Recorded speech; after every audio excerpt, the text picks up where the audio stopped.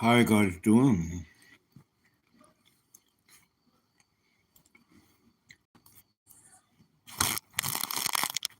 Hmm.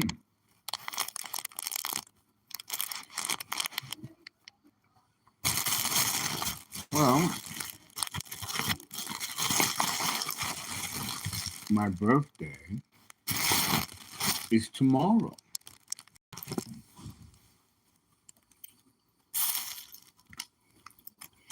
It was nice and quiet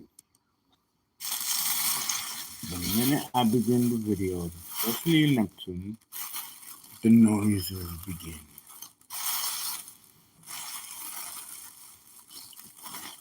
And it's not lit properly here, and that happens strictly by coincidence.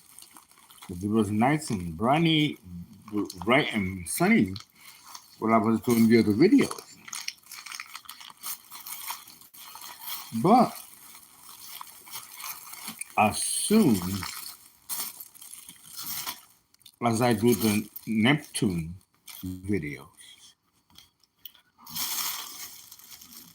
I have the biggest problem with visibility. Oh, it's awful.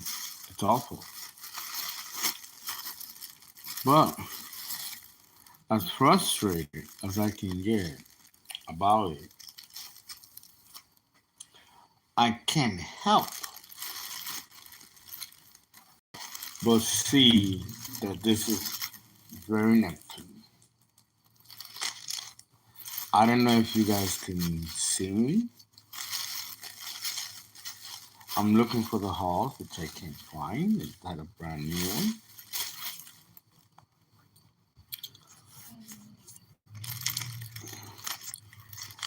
It's amazing. It's amazing how that happens. Most people will shut off the stream, but that doesn't work with me because it happened again and again and again and again.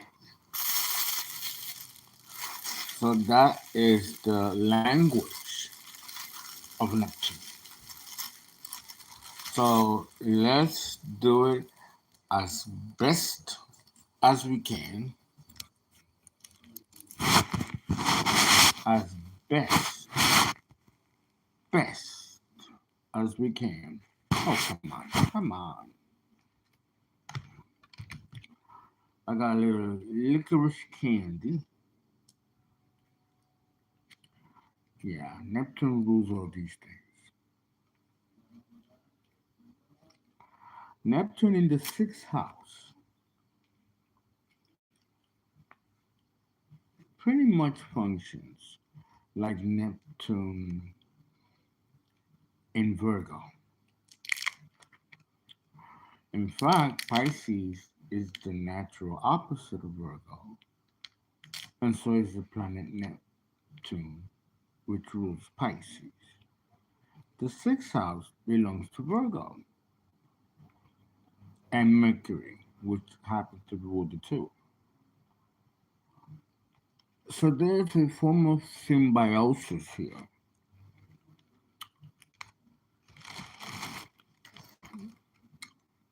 Like I have mentioned, Neptune is deeply personal. There is a universality to Neptune and all the signs in all the houses. The challenge becomes the interpretation in mundane matters. I have not seen, as of yet, a Neptune sixth house. In my career as an astrologer, I have not seen it. I'm pretty sure that there are people in the human population of Neptune in the sixth house.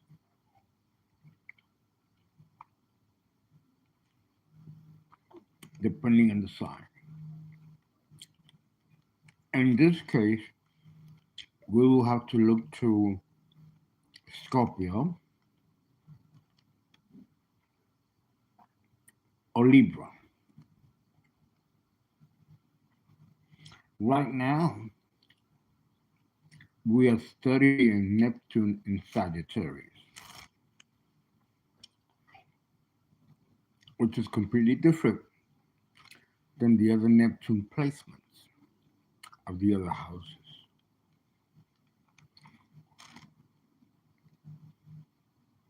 And then we have to look at Virgo. Virgo is an earth sign, a mutable earth sign, just like its opposite Pisces, also mutable, which means that both signs are very creative, highly imaginative,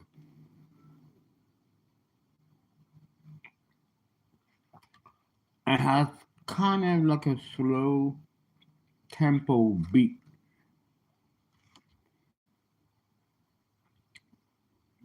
However, Neptune in the sixth house with the sun there or the moon can make a person stagnant mentally. And I don't mean stagnant mentally as far as instability. No. This is the artist that gets a vision. He doesn't understand the vision, but the vision won't leave his mind. He doesn't see it as important because he's a regular Joe Schmo, like everybody else. But the vision persists,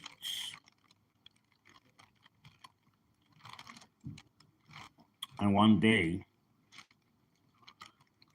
he breaks down. This could happen in weeks, months, or years,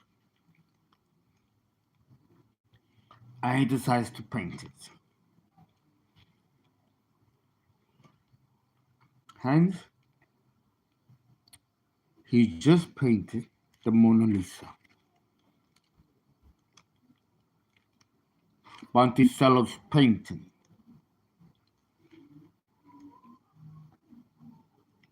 or the Ladies of Minor.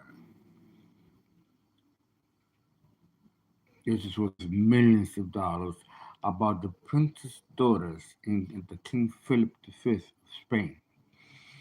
The painting is worth millions of dollars. I forgot who painted it. Cervantes, maybe? I'm not sure.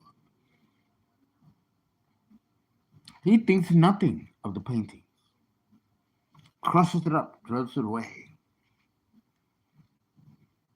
doesn't see the value of what he has done.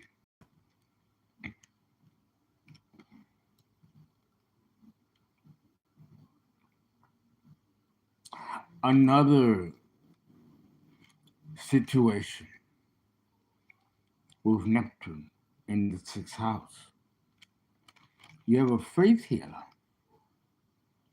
And I'm not talking about a faith healer that they pray and lay their hands, off, they're not touching the body. Just lay the hand and the person's healed. And it might take a minute. No, I'm not talking about that kind of healing. I'm talking about the healing where a paraplegic comes to this healer. And then, the paraplegic is all, there's physical deformity with a paraplegic. He then the healer, holds the hand of the paraplegic, soothes it, and now the hand gets straight. The, the feet, which are coiled up like pretzels, become straight. The fingers and toes become straight. The spine, for the first time in this unfortunate man's history, becomes erect. The doctors and researchers don't understand how a man can heal someone like that, or a woman. It's usually a woman who does the healing. And then she becomes paraplegic. And no, she transferred the energy from the paraplegic to her. And she falls and she's all, it's not forever. After a while, she goes back to being herself. But the paraplegic is completely healed. To this day, nobody knows how certain people in the collect have this gift. It's rare, rare. It defies explanation. This is Neptune in the sixth house of Virgo, which rules health, wellness.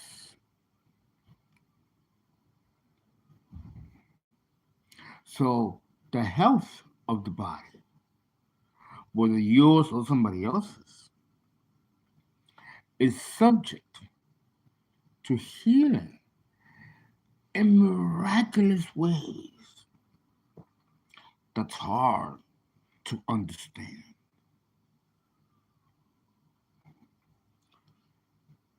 Especially if you have the sun or the moon in sixth house, Neptune. There's something here of what's called demonic beauty.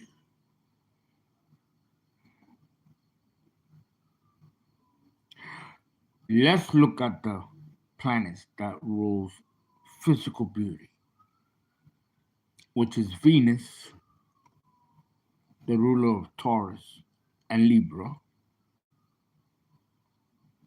But then it's in Pisces. But the higher octave of Venus is Neptune. So if Venus is beauty, then Neptune is transcendental beauty, like that painting, Picasso. That kind of beauty is non average, and you won't find that kind of inspiration on the lower plane. It comes from the higher planes, transmuted to the lower planes. I mean, it's wonderful that we have a synthesis that we understand, but it doesn't give an empirical or mundane explanation of what it really is. Is it a spirit, a high exalted being? Is it God Himself?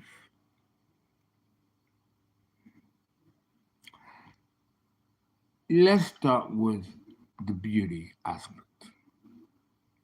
You got people that are so beautiful, so attractive. Uh, they usually have Venus in a very showy sign.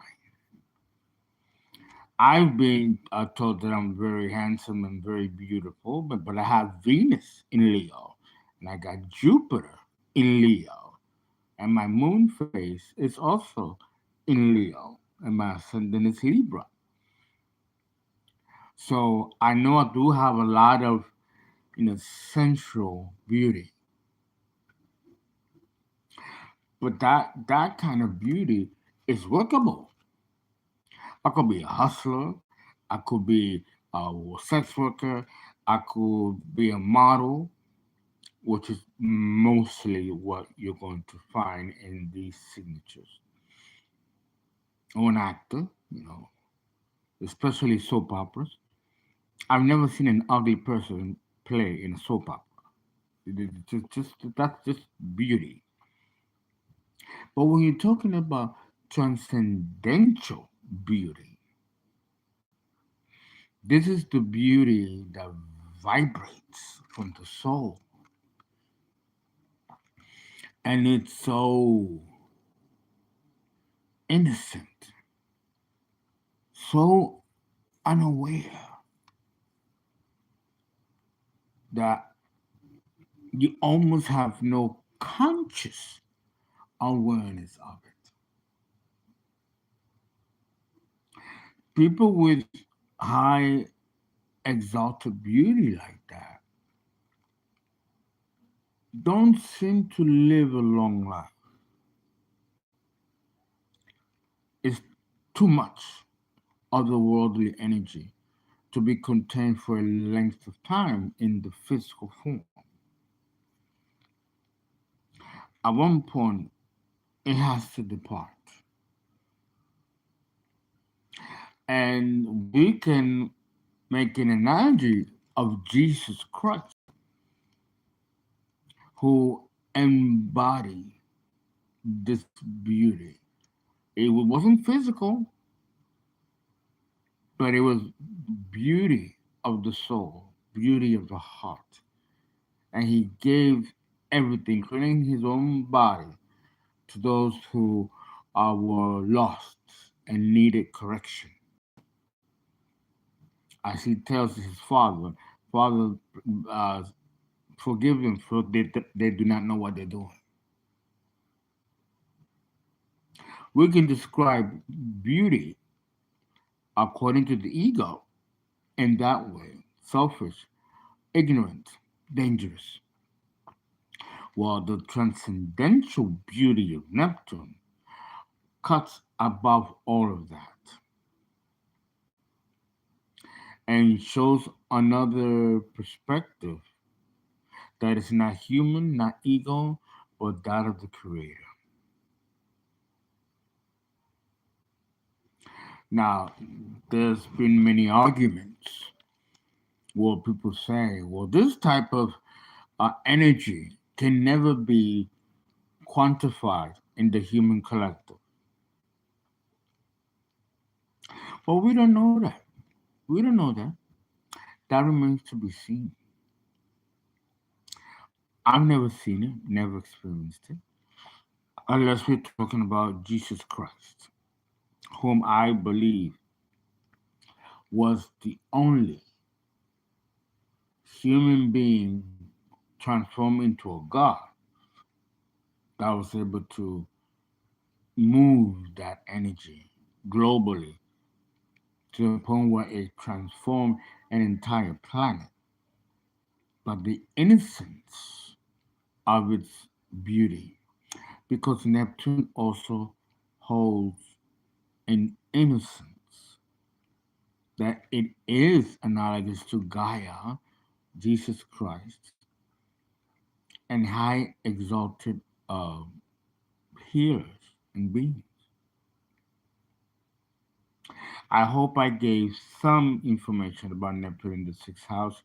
We honestly don't know much about it, and we have not seen many people in the human population with this signature.